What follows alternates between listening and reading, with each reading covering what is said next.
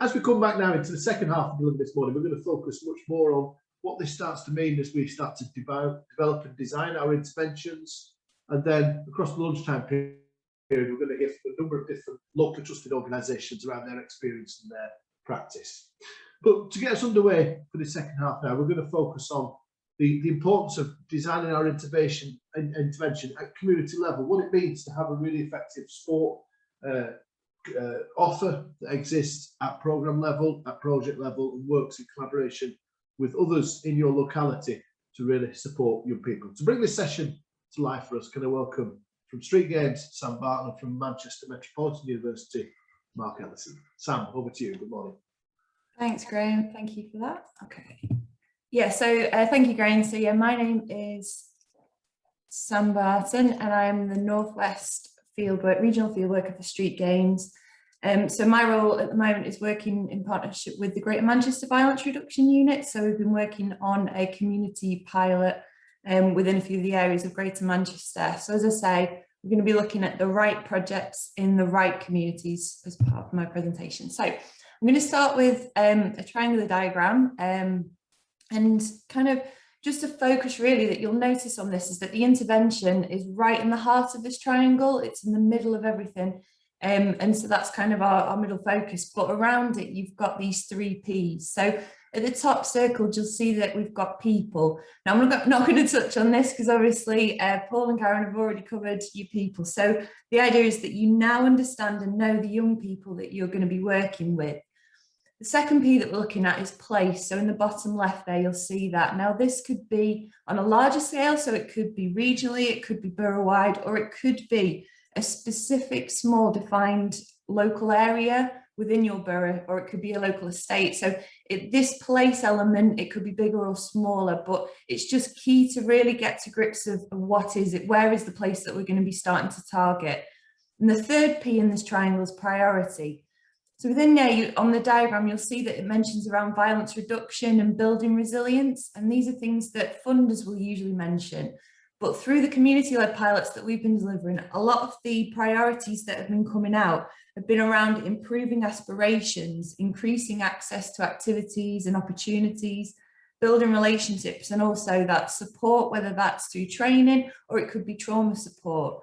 So as I say, what's key to do is when you are designing your intervention, we're saying, look, this is kind of a key starting point for you. So these 3 Ps, you guys on StreetGames refer to our organisations as locally trusted. So you guys are in the heart of the community and you kind of understand your places, you know your priorities and also your people, but this would be the start of designing your intervention. Mark, who follows me, is going to be looking at monitoring and evaluation as well and how that can play its part at these early stages. So moving on, now that you are clear on who and where you're going to be targeting and the priorities that you're aiming to tackle, you need to start differentiating that offer now and matching the needs of the young people to the appropriate sports programme. So with sports-based interventions, which operate within the context of serious youth violence, we're classifying them as primary, secondary and tertiary. Now, this is key to acknowledge that it's not necessarily primary, secondary as in school level. This is within kind of a serious youth violence context. It's also key to understand that we don't expect you to start tackling all of these at once. So you'll notice that in primary, it's looking at that universal provision that is open to all, it's open access, it's in the heart of your neighbourhood and community level. And there are development opportunities and it's kind of a free-for-all that all young people can come and have a go and join in your activity. When we're looking at secondary, this is when we're starting to have that more targeted approach and identify young people that are at risk of involvement in your youth offending. Many of these may be already known to your organisation, but it's to acknowledge that this level of intervention requires a little bit more formal support and expertise. So now we're starting to get into those young people that Paul and Karen were previously speaking about. When we get to tertiary, this is that higher level now. So these young people are the ones that may have already offended and be known within that criminal justice system. The activities and the different interventions that were in this level are much higher level and they require a lot more expertise and resource in order to protect them against the risk of doing that additional harm. So what we're seeing here is that at that primary level, there is a lower level of support that is required and needed for those young people. And as you start to move through the different levels, there is a higher level of expertise and support that these young people are requiring and needing. And it's key for you to understand, as I say, yes, we've got the 3P triangle, and we've also got this primary, secondary and tertiary. These are all the things that you can start to build up when you're planning and designing your intervention. So just to kind of delve into the primary, secondary, tertiary a little bit more and give it, what I want to do is bring it down to you guys, obviously you can understand where you might be able to fit in with this levels. So at primary, we're looking at that, for example, a local cricket club, your local youth night. It could be a multi-sport drop-in session or a football session and football club.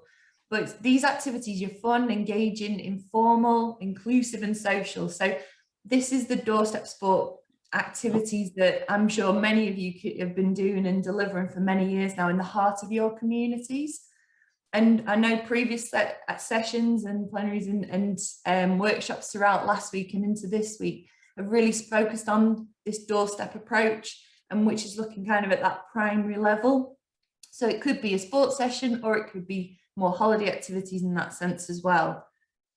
What's really key to understand here is that you do a local cricket club. I know I've spoken to some within the community pilots we've been doing, and when you say violence reduction to them, they're quite scared. It's a scary concept if you're not used to it, but it's really key to understand that even this primary level really does play its part in that wider context. So as we're going into secondary, the example we've given there is around a local boxing club. So they may deliver that open access club session, but in addition, they have a specific targeted group that come in, and these may be lower numbers and more one-to-one activities. It's about adapting that provision to the needs of the individual young people, but ensuring that it's supportive and focused on achievements, and going back to that pro-social identity again. The staff members who are involved in these sessions will be more experienced and probably have a good understanding of the complex needs of these young people, but also the likes of trauma-informed practice and potentially some mental health issues as well. So it's all around making sure that, as you say, at this secondary level, it's a little bit more targeted, and that could be young people or a hotspot area. And as I say, could involve a little bit more one-to-one mentoring programs. Now, in the next workshop, we're going to be exploring how the difference of sport and volunteering and mentoring can make on these young people's lives and be involved in your interventions. So I'm not going to touch on it too much. As I say, they'll go into greater detail. But as we're going into tertiary, the example we've got here is maybe a larger football foundation where they're doing one-to-one mentoring as part of that targeted football session, but those young people may be referred through the youth offending service. So these are quite more specialist or niche organisations that are really understanding the complex and vulnerable young people and the challenging circumstances as they're already directly involved in obviously this offending behaviour. What's also really key to emphasise at this stage is that, well, as I'm sure many of you are already aware, that young people's circumstances and needs can change very quickly, and staff have to be able to respond flexibly. So it could be that a young person is initially within a primary level intervention, and within the space of 24 hours, circumstances at home or school could change, and they could, you know, flip up and maybe end up in a tertiary activity. So these young people continue to move up and down the spectrum, you know, as I say, as quick as 24 hours. So it's really being able to acknowledge the needs of those young people and maybe sitting where they sit or what your activity is specifically targeting. So having kind of already understood around the 3 Ps, so the place, priority and people, and obviously primary, secondary and tertiary levels, we're looking at now is this enablers and conditions. Now within the theory of change, it outlines how sport can be harnessed to develop interventions which can provide positive experience for young people and support the development of this pro-social identity. But within the enablers and conditioners, as you'll see on the left of the screen, these are the foundations which facilitate and design the implementation of your intervention. So many of you may have heard of the 10 ingredients, the 10 principles training, or even through Doorstep Sport, we talk about the 5 rights. So as you'll see, within each of these are embedded into the design of your intervention. So clear ethos and that multi-agency approach are key.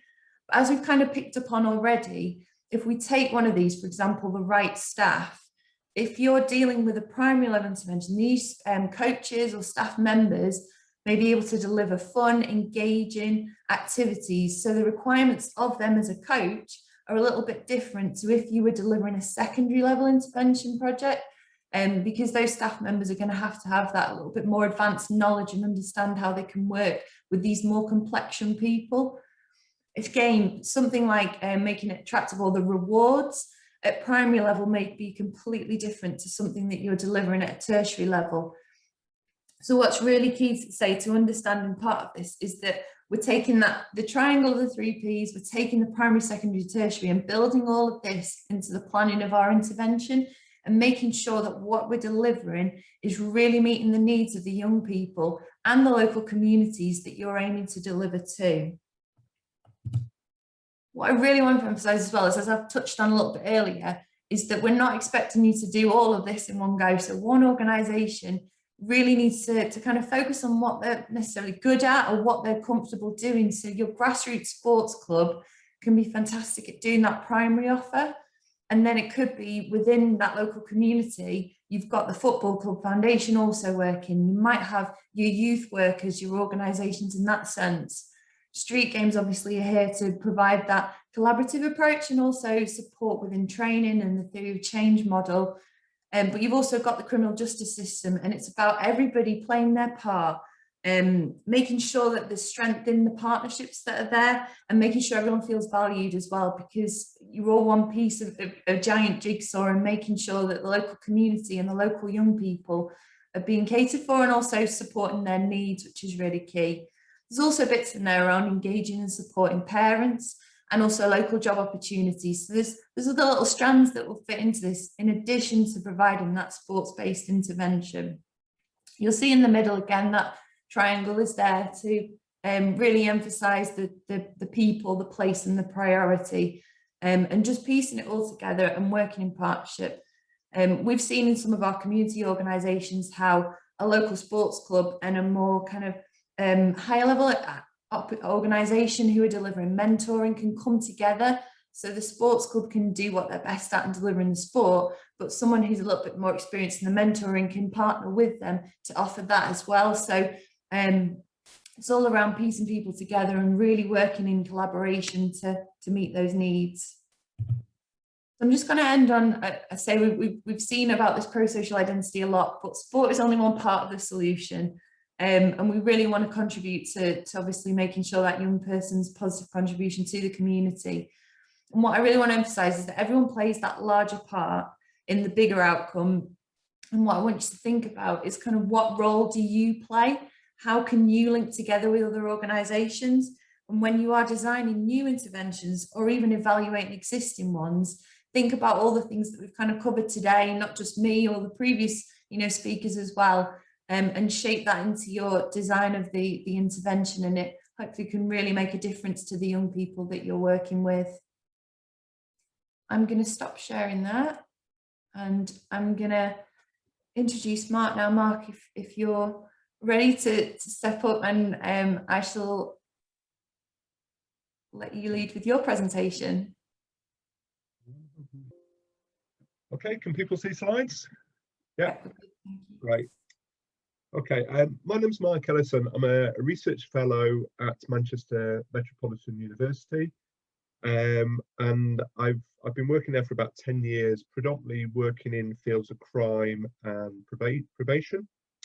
My background is I've worked for police forces, I've worked for children's services within councils, and I've also been a civil servant. At home and in my life, sport is a massive part of my life. I'm a triathlete. I've competed in Ironman distance triathlons.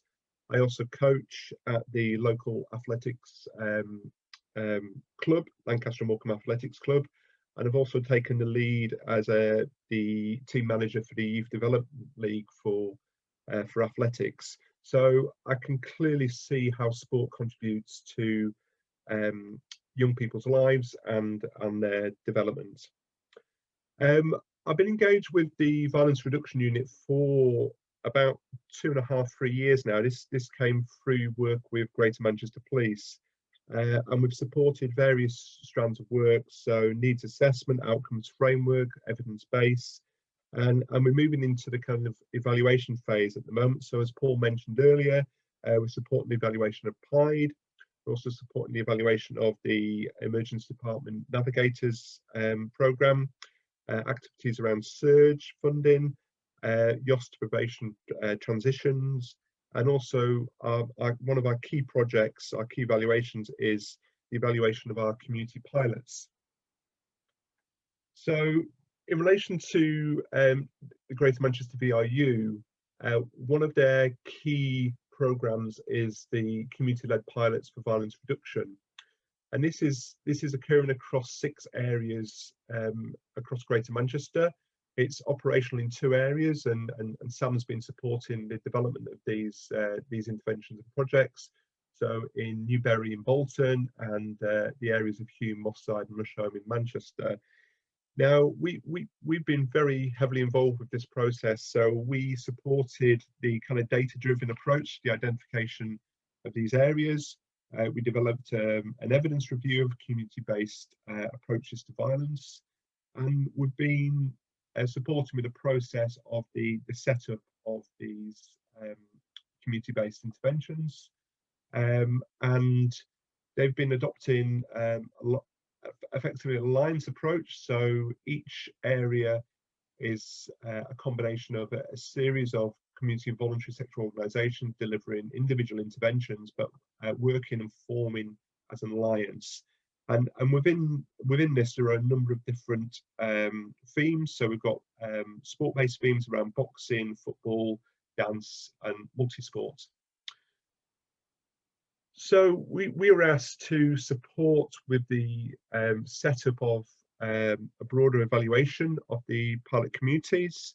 Now, one of the issues we've had with evaluations in the past is that as an evaluator, we've been asked to come in, but at a too late stage. So it's been very good being part of the initial setup of the community pilots and working individually with these organisations.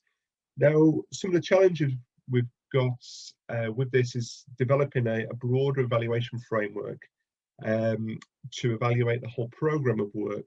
But within this, working with individual organisations to develop a theory of change and their individual evaluation processes to look at specifically what works in relation to both impact of the interventions, but also what works in relation to the broader process. Now, the organisations that we've been working with vary in size. So some have been funded and commissioned, a couple of £1,000, right through to other organisations which have been commissioned up to £60,000. And what we've done with these organisations is to start to develop their understanding of the theory of change. A number of organisations didn't know what the theory of change was, so there's been a kind of an educational aspect, but also a supportive aspect of this. So we've had sessions with each organisation, and we've basically gone through a series of questions. So understanding the rationale, why are individual organisations developing specific interventions? What is the evidence base around this? What their inputs are in relation to assets and resource, who they're actually targeting, which is what Sam was talking about previously, and include aspects around primary, secondary and tertiary, but also include aspects of age, gender and specific ethnic groups. Information around activities, so what do organisations do, how do they go about doing it, and why they actually do it. And then moving on to broader aspects around outputs in relation to three pillars around participation, engagement and achievement. And then more broadly thinking about what these interventions organisations expect should happen as part of their intervention. So this leading to the intermediate outcomes, and then thinking about their own contribution to the kind of longer term outcomes. So the theory of change process is very, very important as part of this evaluation, but also important to local interventions and organisations, because it actually starts to demonstrate the process in relation to implementation, but it also provides a framework for looking at impact for both service improvement, but also evaluation and an evidence base for future funded applications. So we basically work through three pillars. So our three pillars we're looking at are participation, engagement and achievement. And we've stated that this needs to be proportionate to the size of the interventions. So we're working with some organisations which are funded only a couple of £1,000 to develop their data around participation and moving into engagement. Other organisations, we're looking at all three pillars, so participation, engagement and achievement. We're trying to develop a system that's not too onerous and to be embedded as business as usual.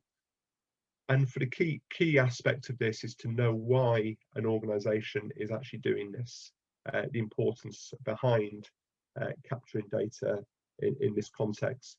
So in terms of participation, we ensuring that things like registration, attendance lists are in place to understand the numbers that are attending and to understand that the right groups of people are attending these types of interventions. If this information is captured over time, we can then focus on things aspects around dosage and retention, and also what activities individuals are engaging with. In relation to engagement, this is primarily from observations. So how is the individual participating in the intervention, engaging in their own right, but also how are they actually forming relationships with peers and adults, and how are they participating in sessions, or even in some cases developmental and supporting the delivery of some of these sessions. Our third pillar is around achievement, and this is to focus around the kind of distance travelled, so the young person's journey through the intervention. So this is captured primarily through understanding at 3 points through the intervention, the pre, during and post. So we've been working with StreetGames and Loughborough around using some of their tools they've already developed to capture information across these three aspects. But other aspects of achievement, we can be looking at aspects around certificates, qualifications, but also are they participating in new sports? Have they developed new friends? And have they gone on to demonstrate kind of leadership qualities around, for example, delivering their own session? So these are the kind of three pillars that we're trying to introduce to the various interventions. Moving on to outputs and outcomes, from our three pillars, we can then start to develop numerical outputs. So numbers around participation, numbers around retention, aspects around dosage, engagement and achievement. We can also look at individual-based outcomes or intermediate outcomes. So we can look at aspects around distance travelled of the young person on a range of metrics, but also some of the pro-social developmental aspects. So has the young person enjoyed the session? Have they developed new skills, developed relationships with peers and adults? Have they developed their own confidence, and have they got the confidence to deliver their own sessions? And how does this then impact on other aspects of their life in relation to, for example, improved school attendance, and then the broader kind of changes to both risk and protective factors. Moving on, we've also got aspects of longer term outcomes. So these are much harder to measure. So maybe you'll work with young people for a short period of time, but how do we go about capturing information from other organisations engaged with young people? So this is more longer term. It may look at some neighbourhood-based aspects or societal and activity outside the individual intervention. But the key thing is to understand that these primary-based, secondary and tertiary-based interventions make a significant contribution. And how do you make a significant contribution to these? So how does this fit more broadly into the broader work of the Violence Reduction Unit? So this is a logic model we developed for the VIU right at the start of the process, and this looked at both strategic and operational aspects of the VIU program of work, and this cross-cuts all aspects of work. So this fits for education, it fits for health, it fits for police and criminal justice. But how does this fit in relation to sport and individual organisations? So we very much feel this fits in relation to both the strategic and operational side. So in relation to the operational, you're delivering funded projects, so you're delivering key activities. There are specific outputs around primary, secondary and tertiary based interventions, and there are clear intermediate and longer term outcomes. So in relation to intermediate outcomes, you're targeting specific individuals and population groups, but as part of this, you're also developing positive changes in individuals, in their awareness, skills, attitudes and motivations and pro-social motivations. So this then has an impact on aspects around reducing the incidence of crime and antisocial behaviour in communities, but also having positive changes in relation to risk and protective factors. On the strategic side, what we're also trying to achieve is, I've spoken about the alliances that are formed around individual organisations and interventions. So this collaborative work, collaboration between partners is supporting our understanding around the strategic side. This knowledge that is being developed through the process, the implementation of the pilot communities and the engagement of organisations is helping develop and disseminate our knowledge base. But also as part of the evaluation, both implementation and impact, we are developing a broad evidence base around community-based approaches to violence. I just want to finally touch on outcomes. So our primary outcomes for the Violence Reduction Unit is to reduce crime, reduce the number of victims, and also reduce the number of offenders. So these are two maps that we produced right at the start of our process in relation to the identification of areas. And what we hope to see is within these communities that are highlighted, an increased sense of security and safety, but also a reduction in offending behaviour amongst our targeted populations. Okay, thank you. Thanks, Mark. Thank you for that. That's great. I'm going to now pass over to Karen, Dr. Karen Walpole, who's going to just summarise. Thanks very much, Sam. Yeah, so that was a really interesting presentation. I think we had two really important elements to that.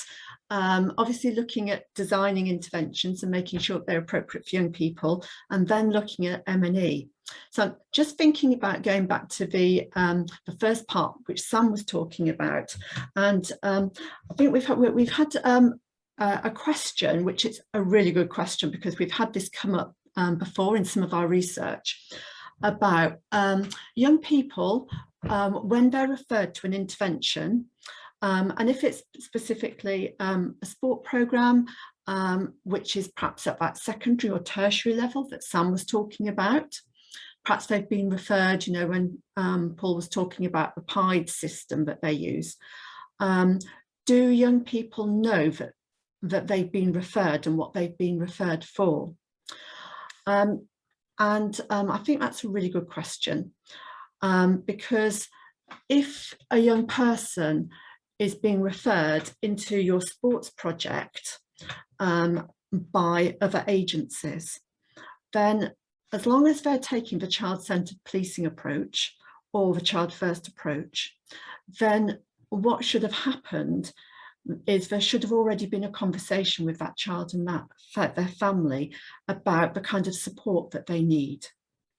And so they should that young person, if they're referred to you, should know why they're being brought to you as a project, why they're being referred. If it's an informal or self-referral, then that's slightly different. But I think that what's important is the conversation that you have with that young person when they come to your project, when they're referred. And I think back to one of the projects which we talked to in the West Midlands, and the project manager said there was well, he said, I get these young people referred to me and they come in and they say, oh God, what have I been referred to? What have I done wrong? What are you going to do about it? And he said, Karen, I don't want to have that conversation with them. I want to have a positive conversation with them. I want to have a conversation with them that that young person has been referred here because of the benefits, all the good things that they can get from their involvement in sport at this project. So in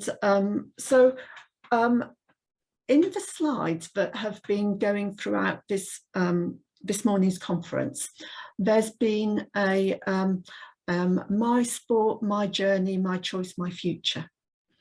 And there's something about that, in that having that first conversation with a young person about the benefits that they can get, the positive activities, the positive experiences, is absolutely the right thing to do in supporting the child first approach and the pro-social journey.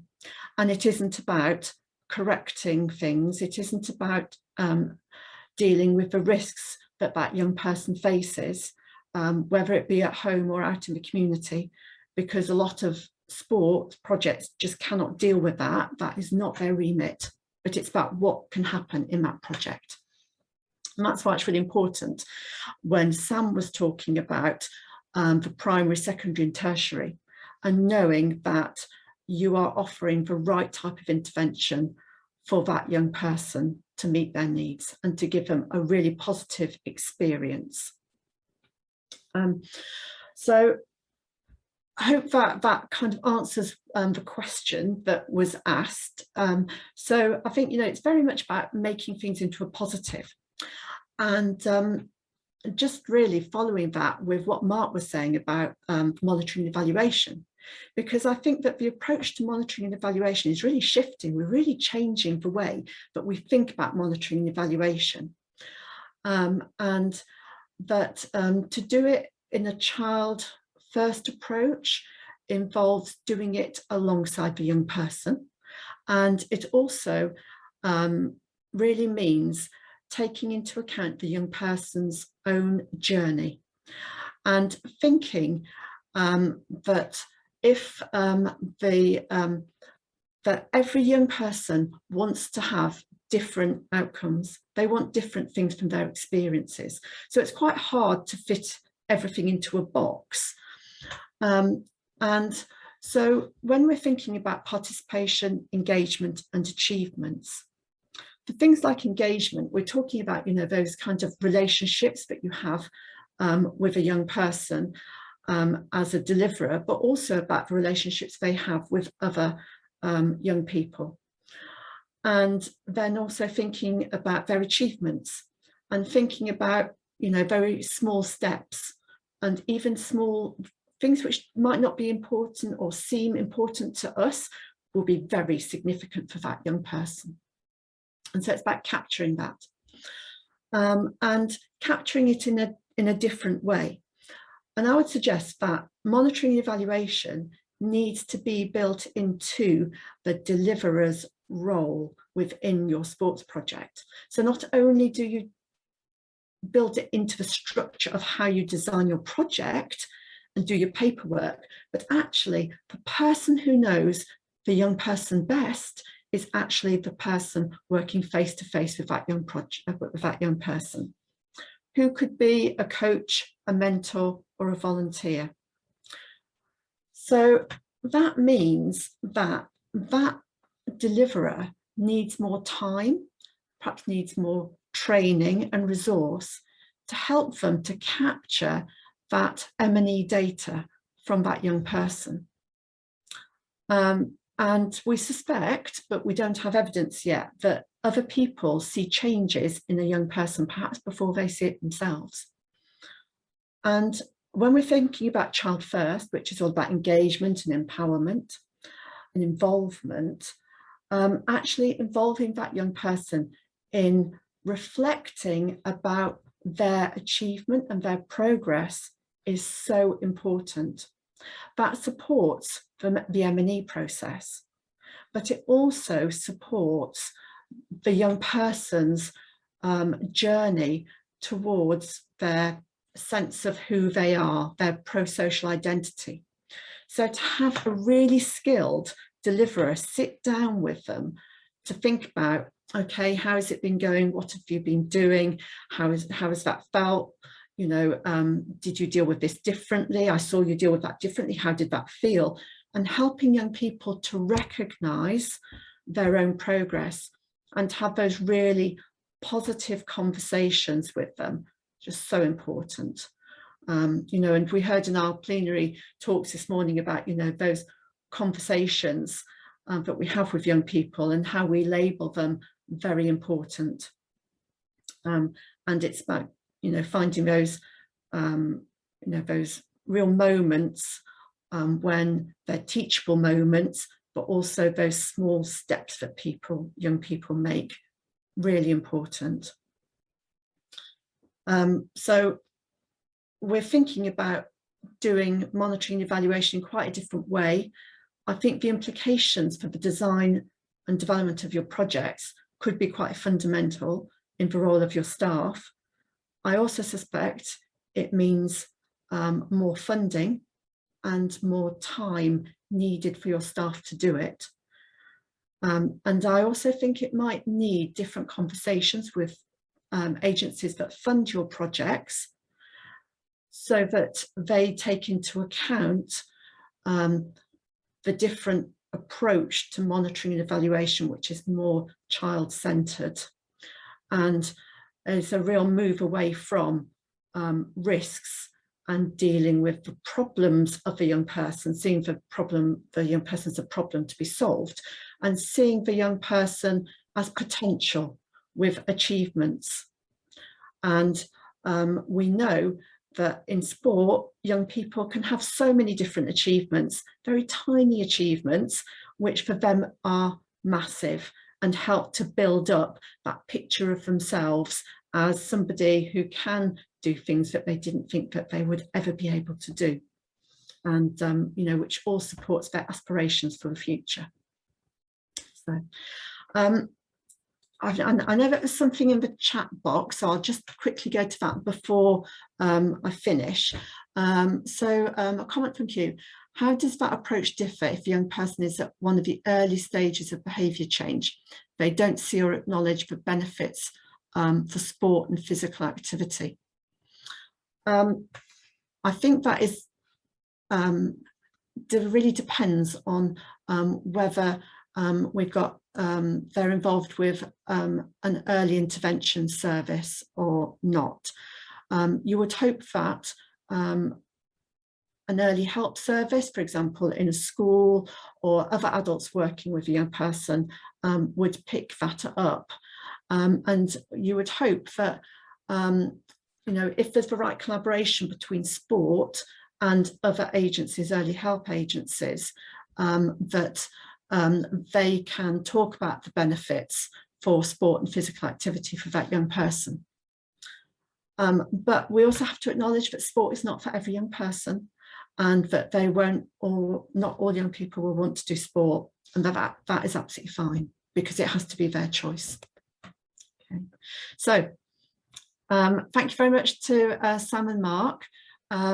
Really interesting, and I hope that's given you some food for thought before we move on to our next session.